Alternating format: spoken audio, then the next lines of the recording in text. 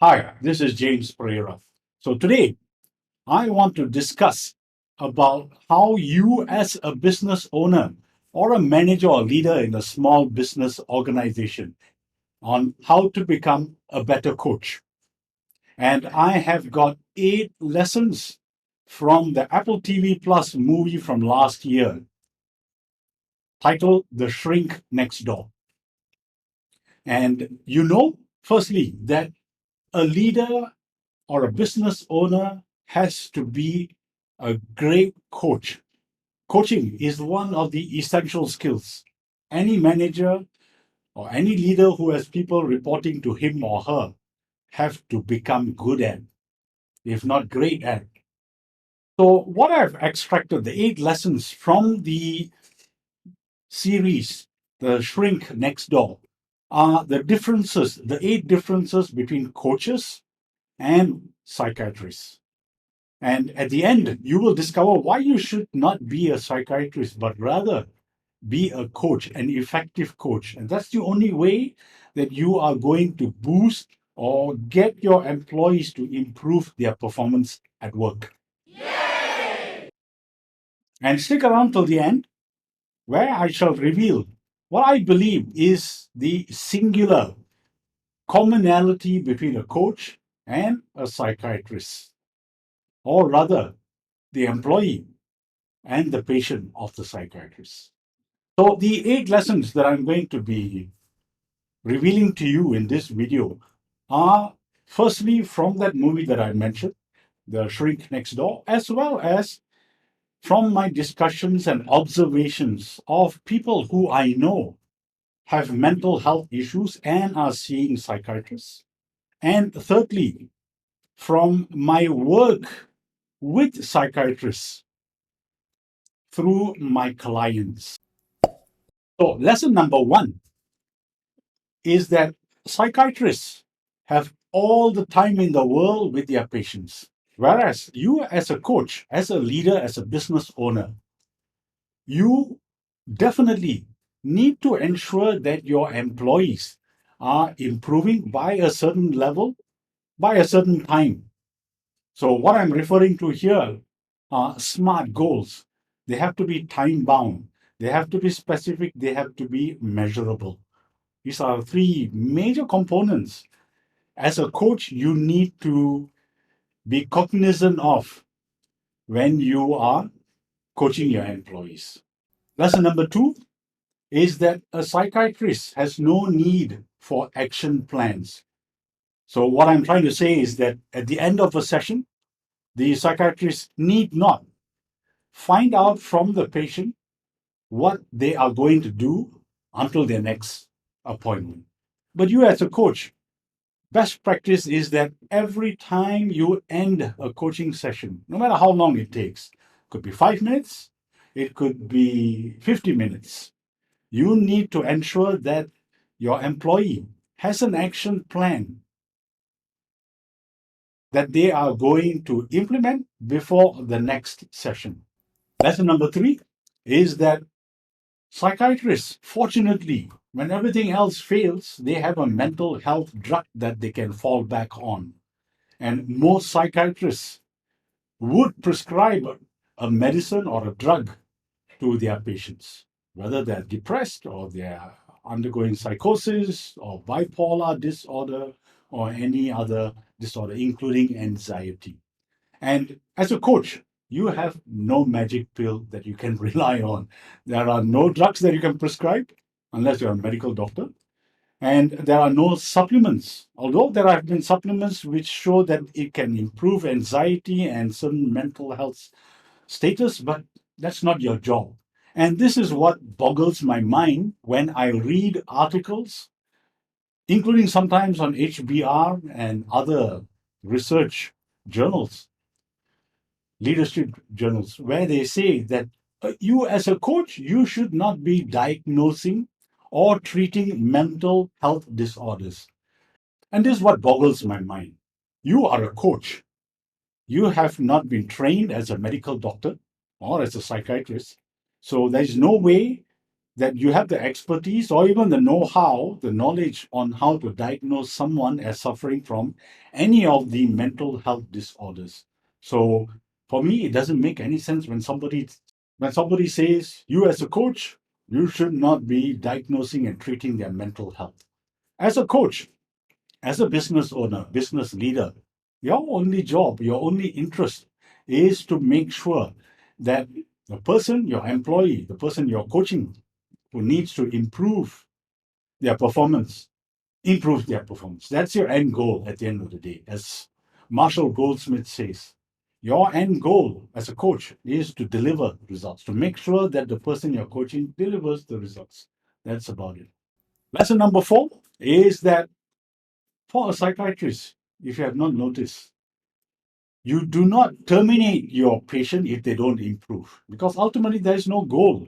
Your goal is not a goal that is defined by you and your patient or by a patient on where their endpoint is. But you, as a coach, a business owner, or business leader, you have a goal in mind. Your employee has a goal, provided you have provided them goals. If you haven't given them the goals, time for you to start today. They need to have goals so they know where the endpoint is, where they are today, where they need to go, what the obstacles are, and how they're going to overcome those obstacles to arrive at the goalpost or to arrive at the target, basically. So, when they don't show an improvement, you need to terminate them and you need to decide how much of time you're going to give them to improve. Now, I was about to say practice, but in my experience, heading my divisions in the past, I would give 6 months to a max of 1 year, depending on the experience level of the staff. So that's about it, 6 months to a year. And then you got to terminate and get somebody else, because I'll be coming to the reason why people are probably not improving. Lesson number 5 is that a psychiatrist only meets their patients during appointments. Very seldom, very, very seldom do they meet ad hoc. But you, as a business owner, not only should you rely on appointments, but at any time you feel that you need to coach your employee, do it. Ad hoc is perfectly fine in the business world. Lesson number 6 is that for a psychiatrist, if the patient doesn't improve, there is practically no impact on the psychiatrist. The psychiatrist's reputation is not damaged in any way. Because let's face it, how do we know if a psychiatric patient is improving? You and I, as observers, it's pretty difficult for us to observe unless we live with such patients. But you, as a business owner, as a manager or a leader in a business, you can see, you can measure if they are improving. And if they do not improve, and if you're not a business owner, if you're a manager, if you're an employee leader or employee manager, then rest assured your bosses are going to definitely question you on why your staff are not improving and what you are doing about it. And if they are not released, you would probably be released. And it damages your reputation. Ultimately, you are responsible and you will be held accountable for the performance of your staff. Lesson number 7 is in the movie, The Shrink Next Door, you will realize that the psychiatrist is providing solutions to the patient. He is selling and leading his patient to take actions that the psychiatrist is recommending. Now, as a coach, you do not sell ideas, you never give advice unless you are a mentor. And this is where you draw the line between coaching and mentoring. Mentoring is about providing advice. And again, there are many similarities with a psychiatrist, the way they do things. But you, as a coach, when you sell ideas, when you advise, when you lead them to a certain conclusion, then you are not empowering your employees. You are doing a disservice to them. You are spoon feeding them. And therefore, they will forever be dependent on you for the answers to come up with the solutions. So, The benefit for you as a coach when you empower them is that you free up your own time to get other stuff done, more essential things done. And your employees are more engaged when they're empowered, and therefore they will stick around in your company as well. Your retention rate will be higher. The great resignation should not have a big problem for you. Lesson number 8 is in that series, you will notice that the psychiatrist was dominating the sessions. There was too much of airtime by the psychiatrist.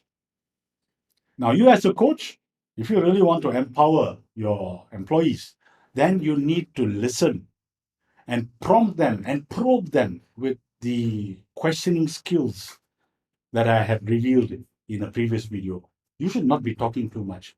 An ideal balance of airtime should be 70% from the employee and 30% from you as the coach, or 90-10. 90% for the employee, 10% for you. So you should be talking far, far less than the employee.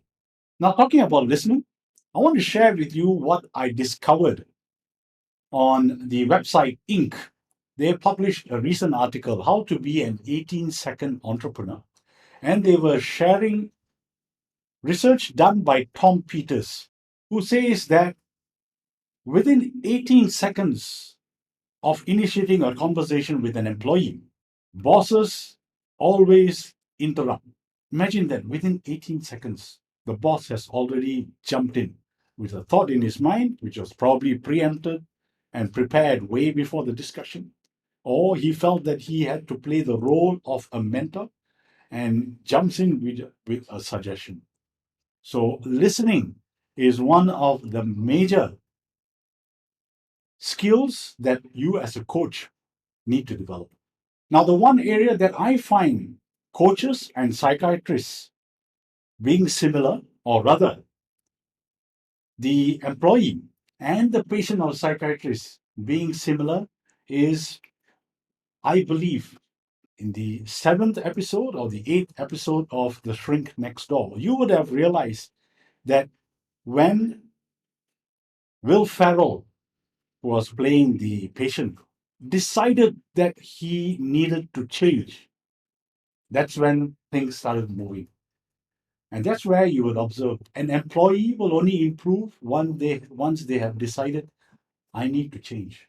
And only when an employee decides that he or she wants to change, needs to change for improvement to happen, do we call them coachable employees or coachable staff? Put in your feedback. Do you agree with these 8 lessons that I shared about the differences between coaches and psychiatrists? Do you have your own to add on to? I would love to hear from you. And check out this next video where I shall be talking about how to improve your listening skills.